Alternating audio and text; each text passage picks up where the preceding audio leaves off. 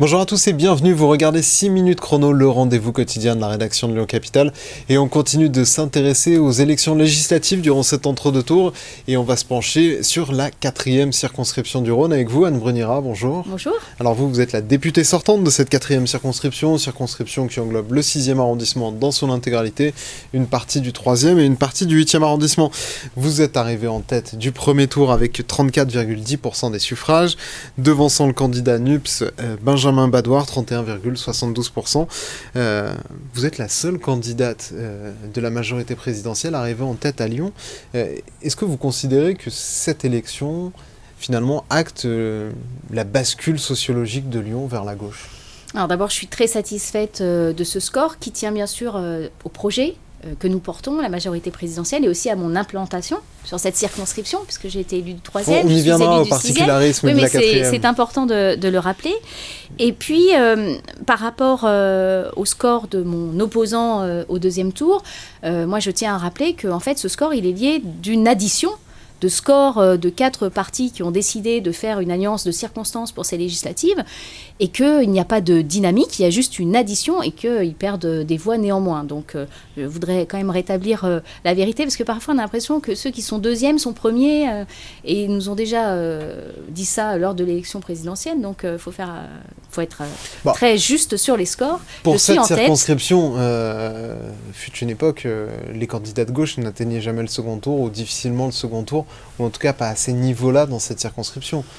Vous l'avez expérimenté vous-même, fut un temps avec l'étiquette PS.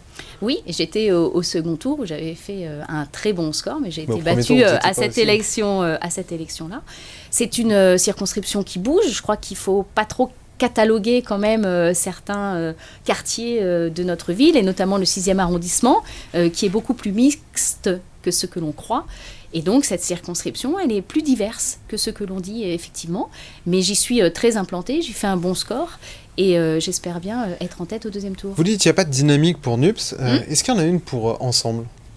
Alors, cette dynamique, si on la compare à 2017, elle est différente. Nous sommes sur la réélection de notre président de la République, sur la réélection d'un certain nombre de députés sortants, donc ce n'est pas la même dynamique. Par contre, c'est d'abord un bilan que nous avons bien sûr porté, et je crois que les Lyonnais, en tout cas, étaient satisfaits de ce bilan, puisque dans la 4e circonscription, les scores lors de la présidentielle sont très nets en faveur d'Emmanuel Macron. Et puis un nouveau projet renouvelé, avec bien sûr les sujets qui sont les priorités des Français, pouvoir d'achat, santé, éducation, sécurité, et une nouvelle méthode que nous proposons, qui est issue de notre expérience. Et je crois que c'est ce qui fait que j'ai fait un si bon score au premier tour des législatives. Quand on regarde au niveau national, il y a une possibilité pour qu'Emmanuel Macron n'ait pas de majorité absolue à l'Assemblée nationale, mais une majorité relative. Ça aurait quelles conséquences pour votre famille politique de devoir composer au cas par cas avec des élus de droite, avec des élus LR ? Alors c'est très difficile d'analyser ces projections nationales. Nous sommes sur des élections législatives, 577 circonscriptions, des duels, beaucoup de duels ensemble NUPS, mais aussi des duels ensemble LR, ensemble RN, hélas beaucoup aussi. Donc franchement, cette projection, elle est difficile. Mais effectivement, moi je me bats pour que nous ayons une majorité absolue, car sinon nous serons dépendants d'alliances. Mais s'il le faut, bien sûr, nous le ferons. J'ai du mal à me projeter parce que je crains une situation de blocage, notamment avec NUPS, puisque j'ai travaillé pendant 5 ans à l'Assemblée, en face de la France Insoumise, qui a systématiquement refusé le partenariat, de travailler avec nous. Or, en politique, il faut que nous travaillions tous ensemble pour faire avancer, bien sûr, la France, et surtout pour des progrès pour les Français. Vous, quand vous étiez élu à la ville de Lyon, vous avez pourtant travaillé, oui. Plutôt de ce que vous en disiez à l'époque en bonne intelligence, avec toutes les composantes de la NUPS. Oui. Pourquoi ce qui était possible hier ne l'est plus aujourd'hui ? Toutes les composantes, je ne pense pas. Je pense que on a vu monter en puissance la France Insoumise, qui est quand même sur une position radicale. Et on voit aujourd'hui avec le maire de Lyon qui accueille Jean-Luc Mélenchon à l'hôtel de ville que le partenariat est en train de se perdre à l'hôtel de ville de Lyon. Moi, quand j'ai été élue à Lyon, j'ai compris que le modèle lyonnais, c'était justement de travailler tous ensemble pour les Lyonnais, publics, privés, au-delà des clivages partisans. Et ça, aujourd'hui, je trouve que ça se perd. Il n'y a qu'à voir comment Grégory Doucet traite son opposition. Quand il fait une concertation, il invite 7 arrondissements au lieu de 9. Moi, j'ai jamais fait ça quand j'étais adjointe à l'éducation. Je travaillais avec les 9 adjoints d'arrondissement, qu'ils soient de ma couleur politique ou pas. Et ça, c'est pour moi le véritable problème avec la NUPS, cette incapacité à travailler avec d'autres personnes qui n'ont pas leur couleur politique.